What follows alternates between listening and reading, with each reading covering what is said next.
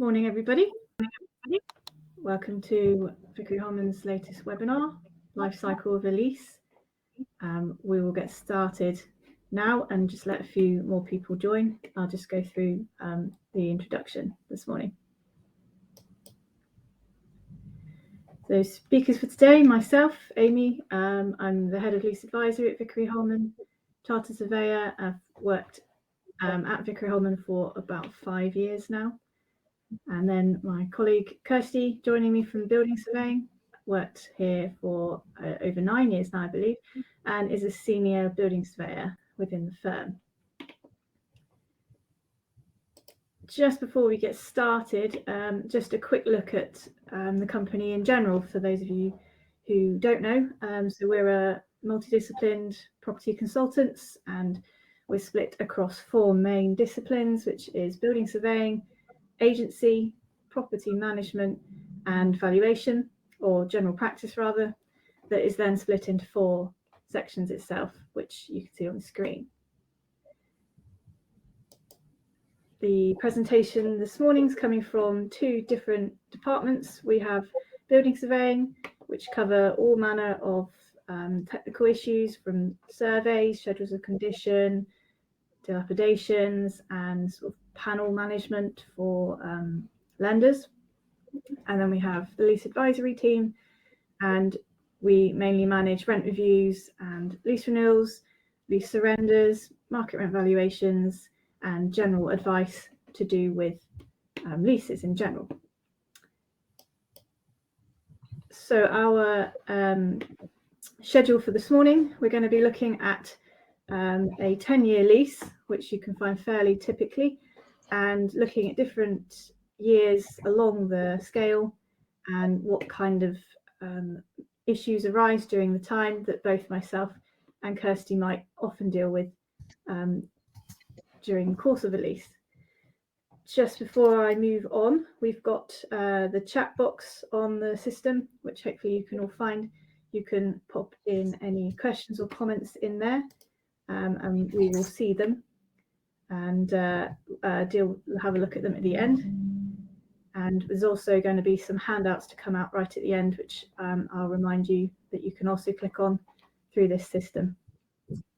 And we've got Leslie watching the chat as well, so if there's any technical issues, then just please let her know in the chat and she'll do her best to help. Right. So we're going to have a look at a case study property for the purposes of this webinar. We've picked an industrial property, 5,000 square feet. It's a 10-year lease with rent review in year 5. We've got tenant breaks in year 3 and 6. Full repairing inside the Landlord and Tenant Act, and a mezzanine has been added in year 2. All of those facts will become more relevant as we move forward. Okay, so we're going to have a look then at year 0, so the tenant moving in, and the main issue here for lease advisory and probably for the agency department as well, in case of our company, is agreeing the terms of a new lease. So the parties involved with the marketing and acquiring of the property would negotiate new terms and document these via heads of terms.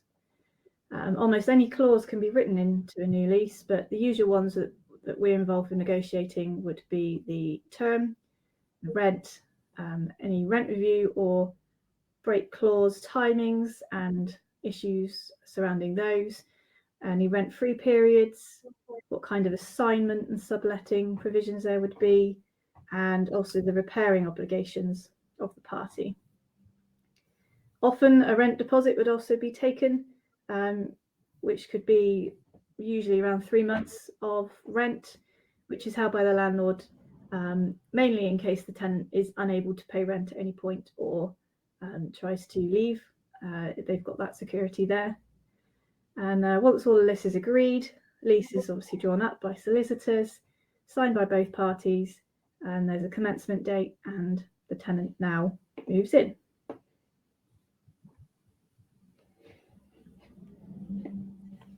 So from a building surveying perspective, I would assume that prior to the lease being agreed, the tenant had a building survey done, so a pre-purchase survey, although technically they're not purchasing, that would be done prior to lease agreement and would inform the tenant of the construction, condition, existing defects and remedial works required.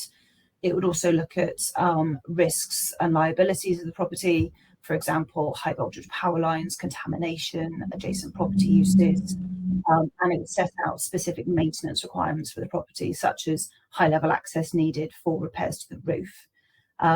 This can be used as a negotiation tool for lease terms as well. The full repairing nature of the lease means that the roof and any external areas of the property are the tenant's responsibility, so they will want to know what the condition of that is at the start of the lease. In terms of something that's appended to the lease, a schedule of condition can be produced. This records the property, the condition of the property at the start of the lease. It's usually paid for by the tenant unless agreed otherwise. The schedule limits the tenant's repairing and redecoration liability throughout and at the end of the term. If no schedule of condition is done, then the landlord could potentially ask the tenant to put the property back in better condition than when it had started.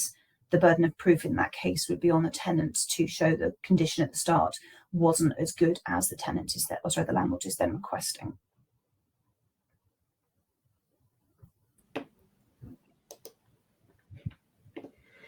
So we move forward slightly onto sort of years 2.5 through to 3, and as shown earlier in the case study, there is a break clause in year 3 in this case. This is sometimes called option to determine.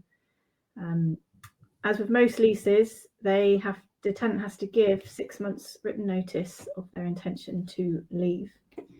A tenant might use a break option if they are experiencing financial difficulties perhaps, or unsatisfied with property or the landlord, or they might need to either downsize or want to upsize and upgrade their property more quickly than their lease term allows. There can also be other conditions with a break clause, such as leaving the property vacant on the break date, or also they might have to pay a sum of money to be able to leave early, often called a break penalty. Occasionally, you can see this theory sort of reversed in that the landlord will pay the tenant a premium, a lump sum, should the tenant not break. I have seen that more recently in retail leases where the property is landlord's a bit concerned about reletting, so they have that incentive there for the tenant to stay. The service of this notice is time sensitive. Kirsty will take a look at this in a second, but it is something that cannot be missed in terms of the break date.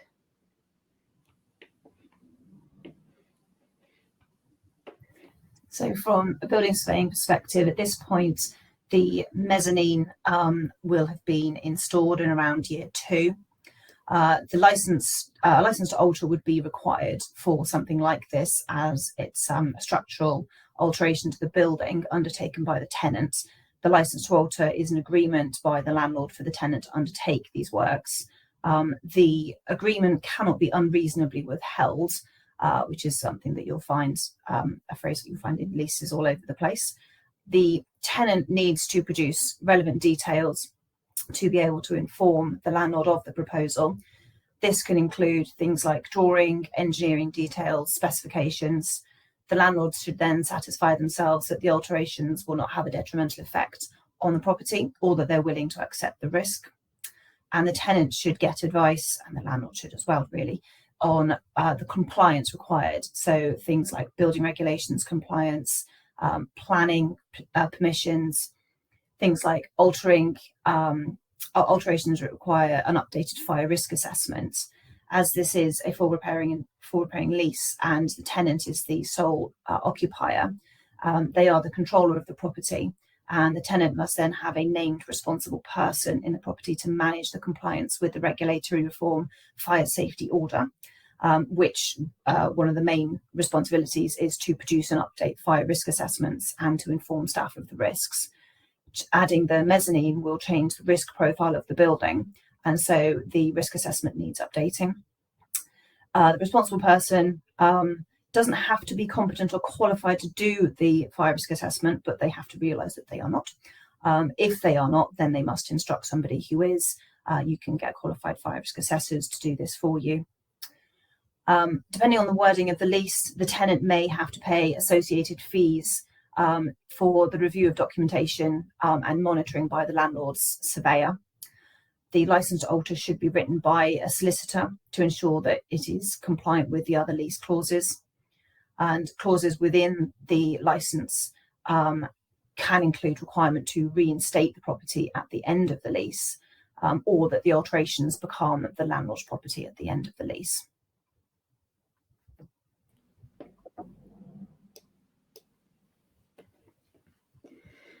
As we move to the halfway point then in the lease, year 5, there's another key issue here for the Lease Advisory team, and that would be the rent review. So the rent review is a mechanism to allow the rent to change, and this is in the most part either increasing or to remain the same.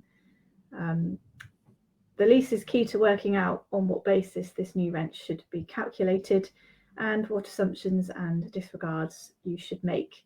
So in this case, which is the majority of industrial properties, I would say it's an upward-only rent review to market rent.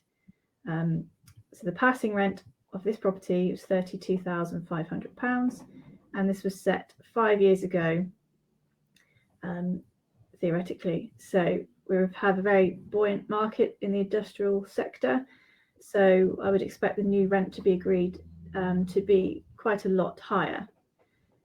After undertaking a market rent valuation using comparable evidence, looking at transactions that were fairly similar around the same time as the review date, we could say that the rent was now negotiated and agreed at £40,000 a square foot, which is £8 a square foot, sorry, £40,000 per annum. If this has been agreed, it can be documented in a rent review memorandum, and then that's fine going forward. That will be the new rent. If no agreement can be reached, there are ways that you can have a third-party determination on this for an agreement. So this involves either using an arbitrator or an independent expert to act as a third party and decide on the rent. Your lease will specify which one of these people you should reach out to, and generally the RICS are the party for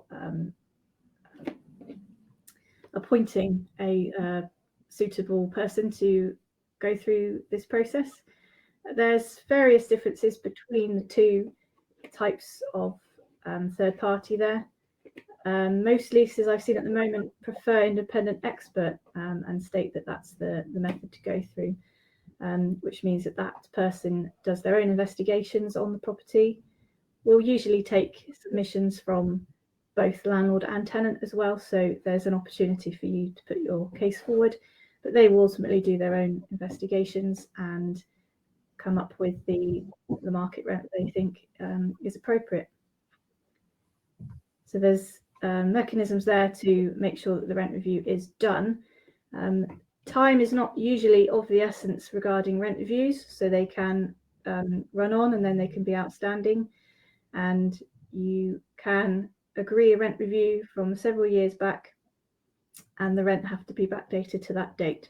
So it's something that we're always very keen to make sure is agreed around about the time of the rent review, and not to let them run on outstanding, because particularly if you're a tenant in a buoyant market and the rent is on the increase, you don't want to stay quiet necessarily, because if the landlord then triggers your rent review several years later, you're going to have all that backdated rent, and there's usually a bit of interest as well to add to that kind of thing.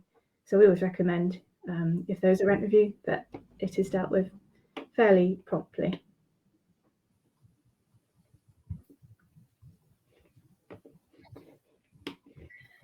So in year 5, from a building perspective, the tenant should be checking to make sure that they are up to date with maintenance and repair and redecoration obligations.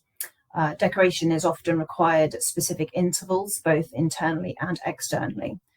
The repair and maintenance and decoration are dependent on the construction and use of the building, and a lack of maintenance can quickly result in large disrepair issues. So not clearing rainwater goods could lead to water ingress from blocked gutters. A lack of inspection and repair of roof fixings could result in roof sheet damage or cut edge corrosion, for example. If the landlord believes that there are significant issues with the property, they can serve a repair notice during the term, and this will require the tenant to undertake the works. The repair notices are usually only issued when the disrepair could lead to significant deterioration of the building. So a leaky roof could damage the steel frame, the roof structure, the electrics, internal partitions, for example, so it could have quite a big impact. The repair notice would then be issued to avoid that further damage being caused. The repair notices require work to be done within a set timescale. If the tenant fails to do this work, the lease usually allows the landlord to undertake the work, and then charge the cost as a debt under the lease. This will include professional fees. So, for example, a surveyor to produce a specification of works and manage it. So it's generally in the tenant's interest for them to get the work done themselves, or better still, don't let the property get into that disrepair in the first place. In terms of break clauses, as Amy said, there's often a notice period that has to be given, so often at least 6 months notice. The tenant should get legal advice on the requirements of the notice clause at around year 5, I would say. These things can take time to produce. The tenant's solicitor should then serve the notice on the landlord to ensure compliance with the lease. The covenants within the notice clause could include making sure that you're up to date with repairing and redecoration, for example, making sure that all payment of rent, insurance, service charge have all been completed and up to date, payment of a fee, as mentioned by Amy, and the service of notice has to be within a particular period. So you've got to make sure that you do that. If you miss that, as Amy mentioned, it's tough. You then cannot serve the break, and you have to continue on with the lease as it is. In addition, you have to make sure that it is served properly. So does it need to be posted, for example? Can emails be allowed? There are usually clauses within the lease that will say how a notice can be served appropriately and in compliance. You have to make sure that the clause information is checked really, really carefully. If the clause says that the notice must be written on pink paper, for example, then you must write it on pink paper. It might sound daft, but you have to do it. Otherwise, the landlord could find any reason not to accept the notice, and then you are stuck as a tenant in that lease for longer.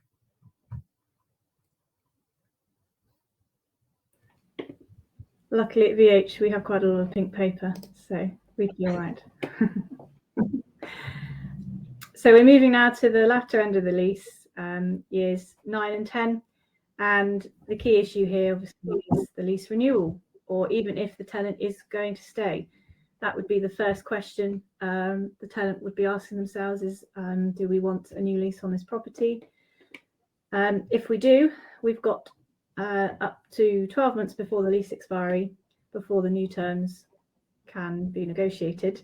So this property is inside the 1954 Act, that's the Landlord and Tenant Act, which means that it has security of tenure, and the tenant is entitled to a new lease at the end of this term.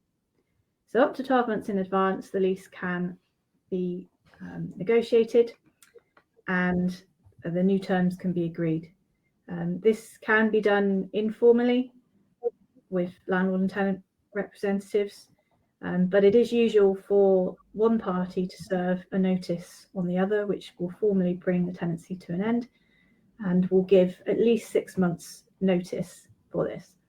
So the main notices are the Section 25, which the landlord serves on the tenant, either saying I'd like a new lease and suggesting some terms, or actually suggesting that they don't want a new lease and putting forward reasons why they don't want this.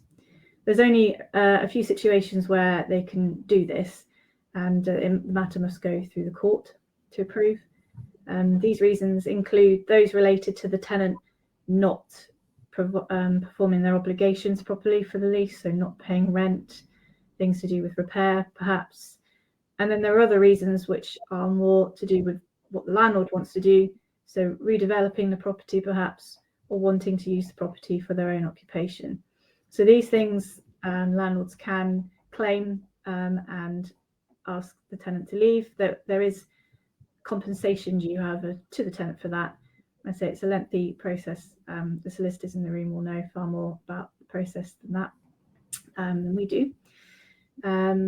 Assuming both parties want to continue, however, they go forward and negotiate new terms.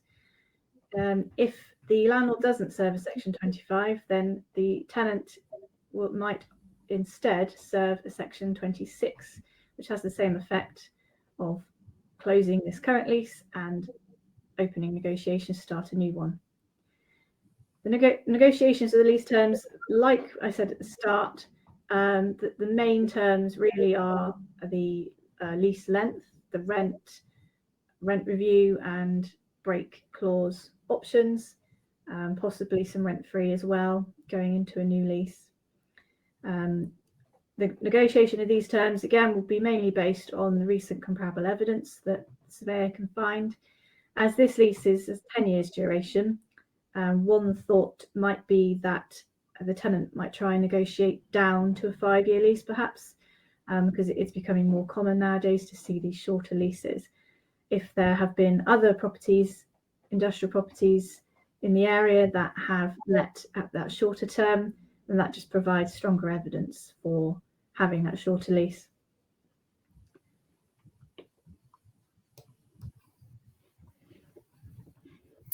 Right then, so year 9 and 10, we need to start looking at dilapidations. Dilapidations is a mechanism within commercial leases so that a property can be put back into the condition it was at the start of a lease. The tenants under here, we have a full repairing and insuring lease, so it's the tenant's responsibility to make sure that the whole property is put back into or is kept in the same condition as it was at the beginning. The schedule of dilapidations is a document that's produced by landlord's surveyor, and that is served by the landlord's solicitor on the tenant, and it covers the breaches of covenant by the tenant and the remedial works required. This can either be priced or unpriced depending on when during the lease it's issued, and the schedule takes into account the landlord's intentions for the property. So, for example, to repair and relet the property, to split it into 2 units, or to demolish it and develop the plot entirely. The breaches covered are for repair, redecoration, any statutory breaches, and any reinstatement work. The reinstatement work will include things like the mezzanine and any other bits and pieces that were done by the tenant during the term. There are 3 types of schedule of dilapidation. You have an interim, which is usually unpriced and issued mid-lease, often with repair notices. This is unlikely in this case with this particular lease due to the length of the term. A final schedule is usually served within 6 to 12 months of lease expiry. It could be priced or unpriced, and it allows the tenants to be aware of the breaches and to undertake the remedial work during the lease term. The final one is a terminal schedule of dilapidations. This is only served after the expiry of the lease. It's always priced, and it's used as a negotiating tool to get a settlement figure for covering damages to the landlord. At this point, the tenants, after the end of the lease, wouldn't be able to undertake any of the works themselves, so the landlord would have to do it if they intended to do the work. It's usually cheaper for the tenants to undertake works themselves during the lease term, as they are able to manage the work. They can have time to shop around for different contractors, materials, and they can undertake the work over months or years to spread the cost. The cost included within a schedule of dilapidations includes the cost of works, so any repairs, reinstatement work, redecoration, and statutory compliance. This can include electrical certificates, asbestos registers, fire alarm test certificates, gas safety certificates, anything like that would be included.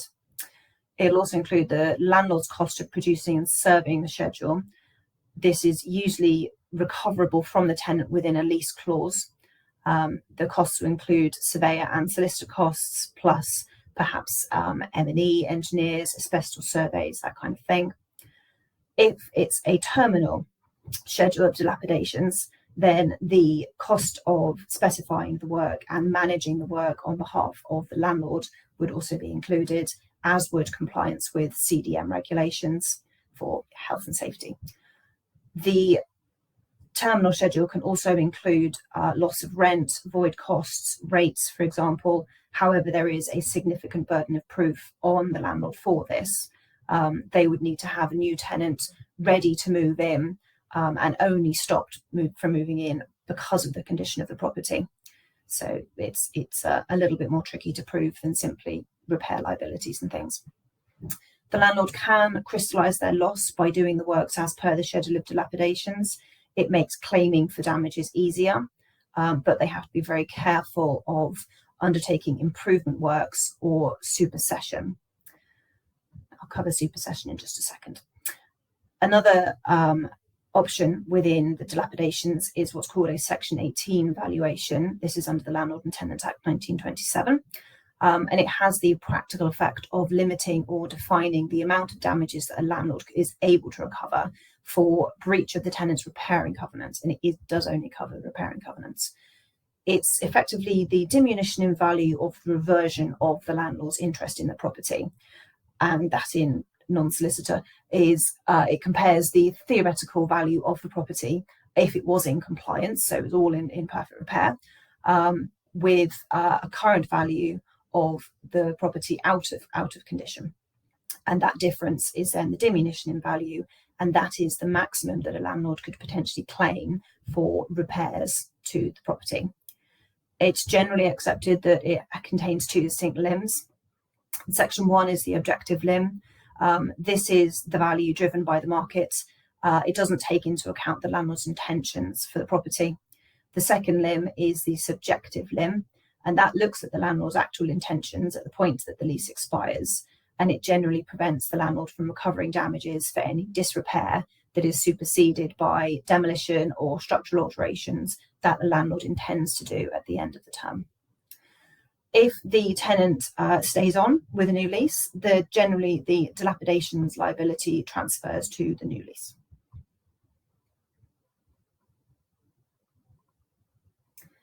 So, whistle-stop tour, in summary, it's really, really important to check your timings within your lease. Make sure that you know when the break dates are, and make sure that you can keep on top of repairing and maintenance obligations as a tenant. It's really, really important and makes life a lot easier for you at the end of the term.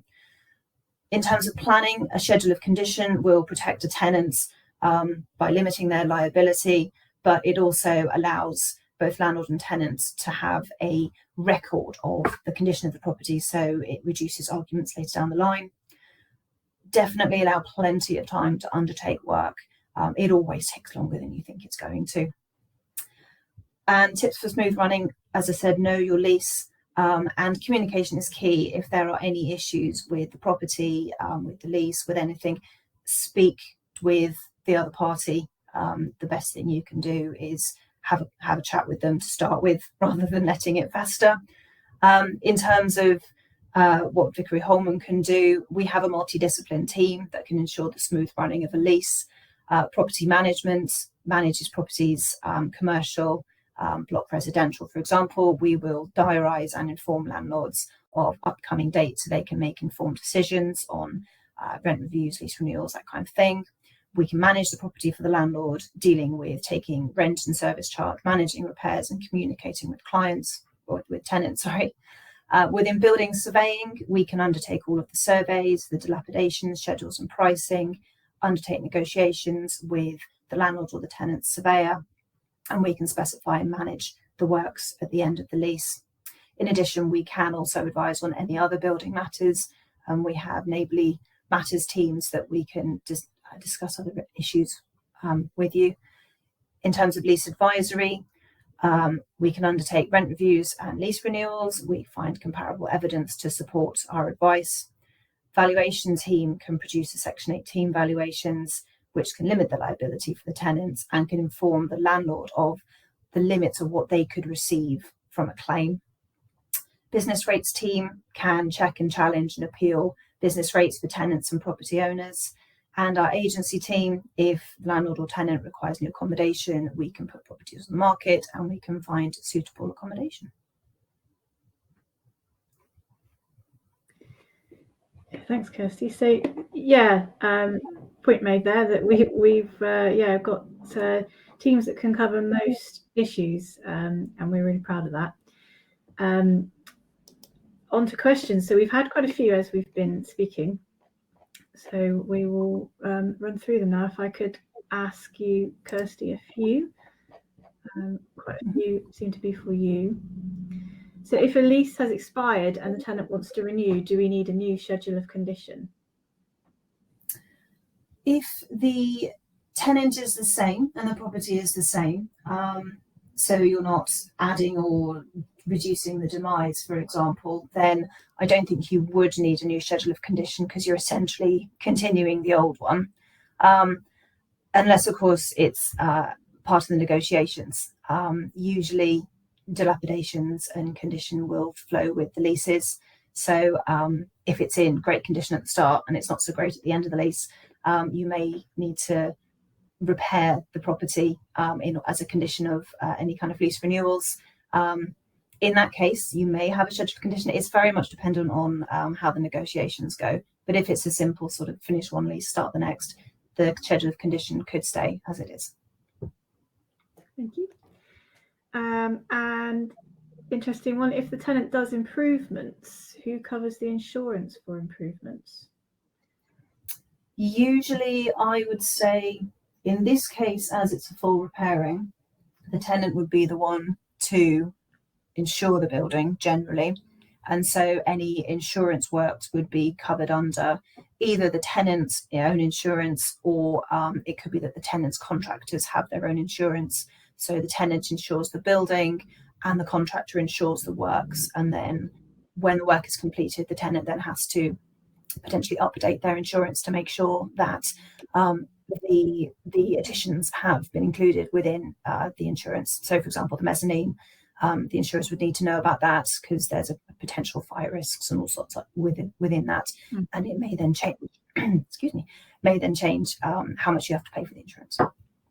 Okay, brilliant, thank you. Are tenant improvements rentalised on review? Generally not. If you look at a rent review clause, they're usually quite long and they've got a lot of assumptions and disregards, and usually tenant improvements or alterations are disregarded in a review, so you shouldn't take any notice. The flip side of that is that's usually improvements that have been approved by the landlord, because usually in the alteration clauses, non-structural internal improvements or additions can be made with landlord consent. So there is an argument if the tenant has done something like that mezzanine, for example, and hasn't got approval for it, then you can go in at review and look at rentalising it.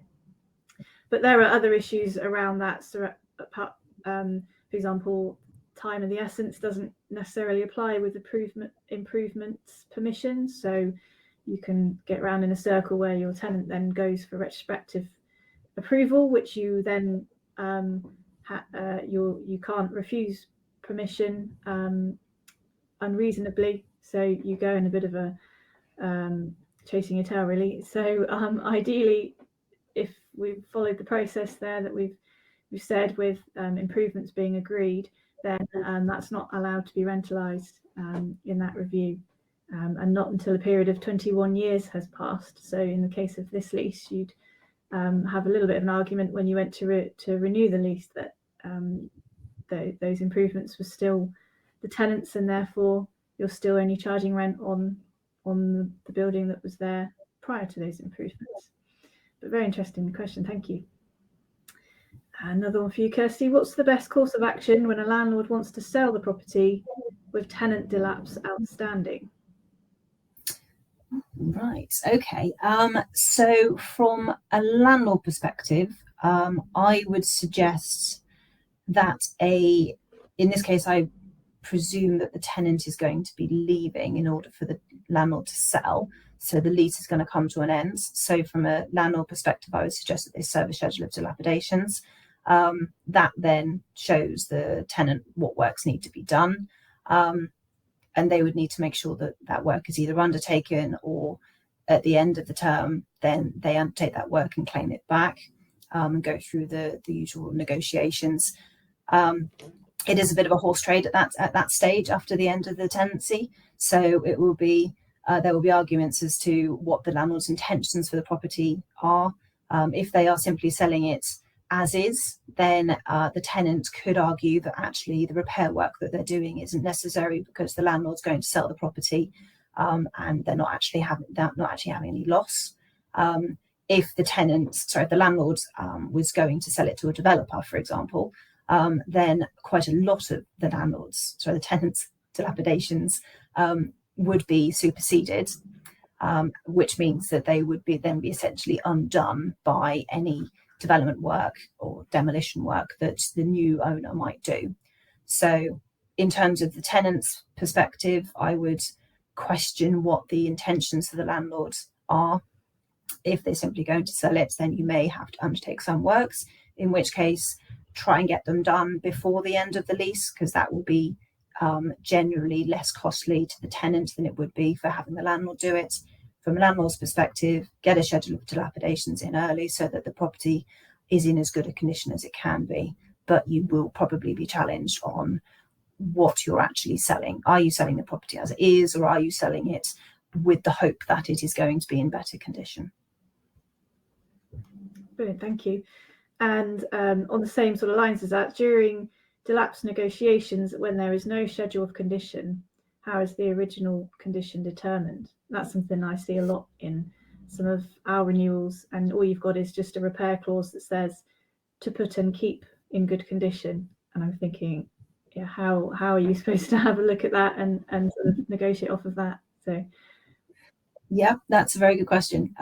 Usually we would look at the property, its age, its use, its construction, to give us an idea of what it would have been like at the start. I mean, ideally, there might be photos, perhaps, even from when the property was being let and on the market. That can give us an idea. But otherwise, it's usually a reasonable guess as to what it could be. If the property was only a couple of years old, for example, and recently built, then we would expect it to be in very good condition. If the property was already 30, 40, 50 years old, then we would expect there to be some wear and tear, and a few kind of cracks and bits and pieces going on, unless, of course, it's been explicitly mentioned that the property was in good condition or it had been recently decorated, for example. So there's a little bit of kind of guesswork going on and assumptions, and also looking at neighbouring properties as well. So if you've got this industrial unit, you would look at the neighbouring industrial units, which presumably would have been built around the same time. So what do they look like, and what sort of condition are they in as well? Brilliant, thank you. If a tenant has security of tenure and neither party serves a notice by the time the lease term expires, does the lease automatically continue on its current terms? And if so, is this on a rolling basis? Yes, pretty much. So if they're inside the Act, they're allowed to remain there on the same terms.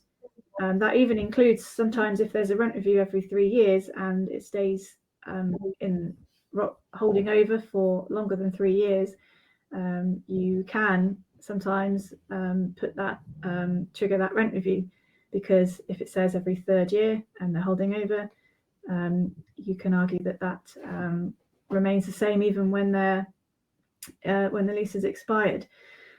So in those situations, you can still negotiate new terms and you can still serve the respective notices on each other.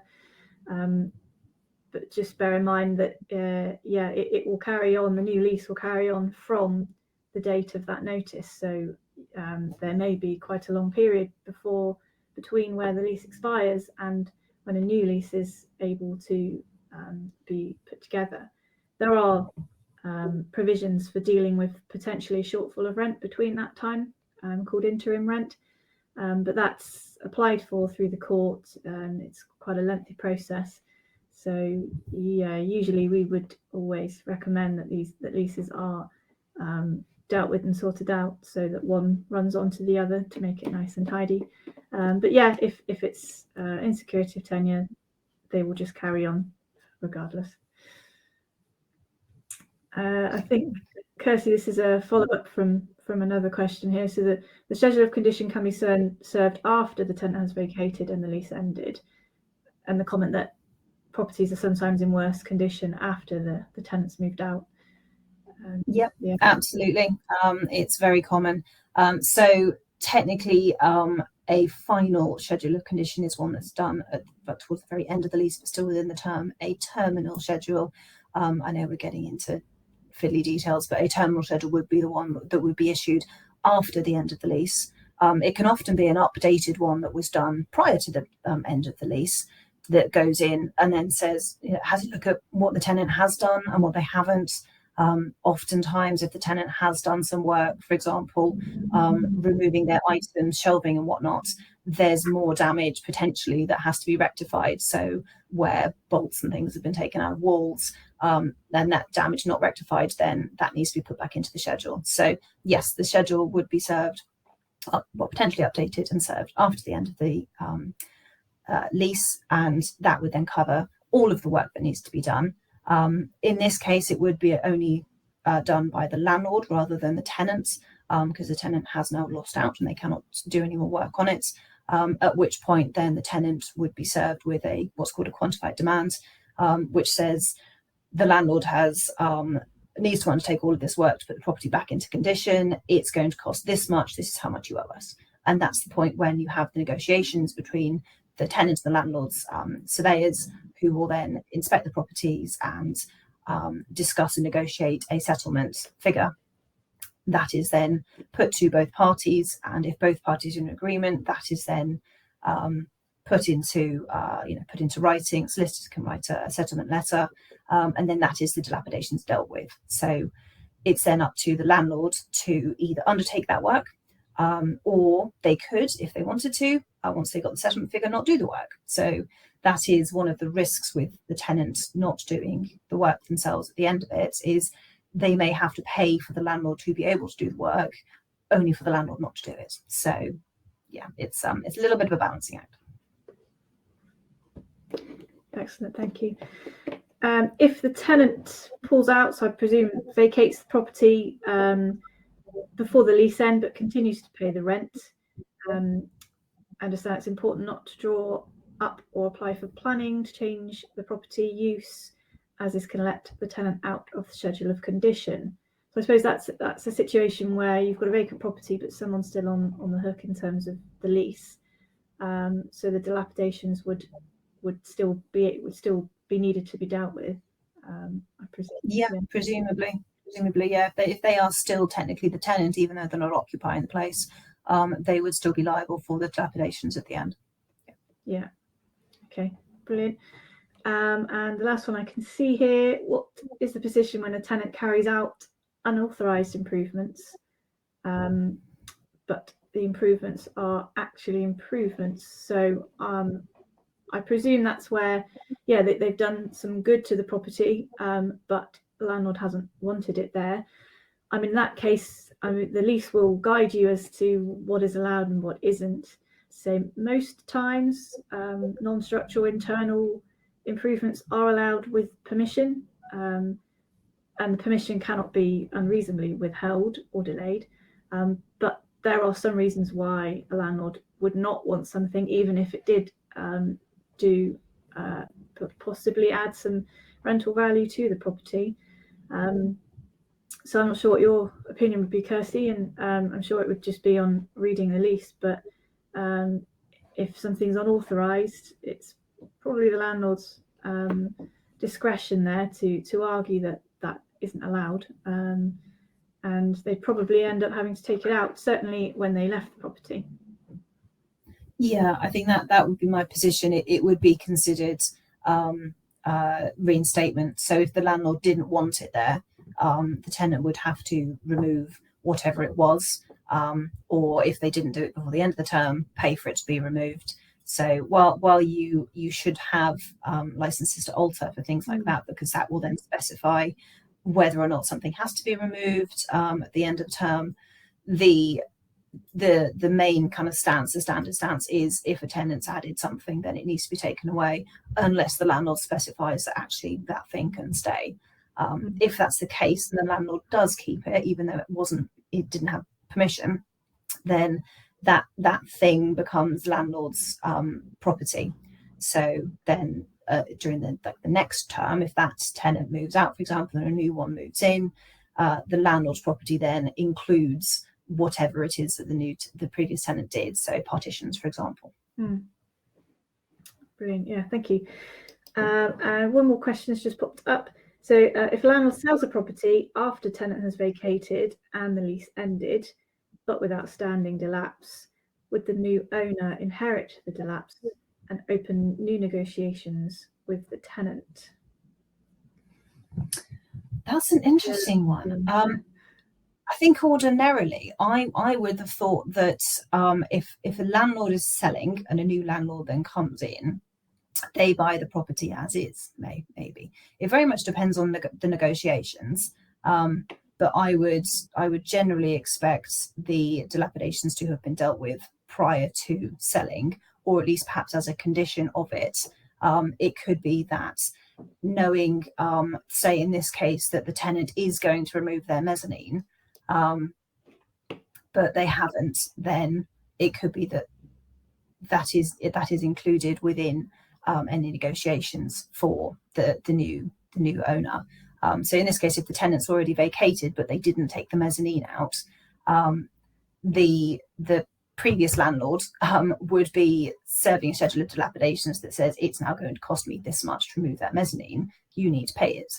And then they would then have that money to either do the work themselves, or leave the mezzanine in, and the new owner can then do with it as they please. So if the mezzanine was in and the new owner didn't want it, then they could say, well, actually, I'm going to reduce the asking price by so much in order to offset the cost of them removing the mezzanine themselves.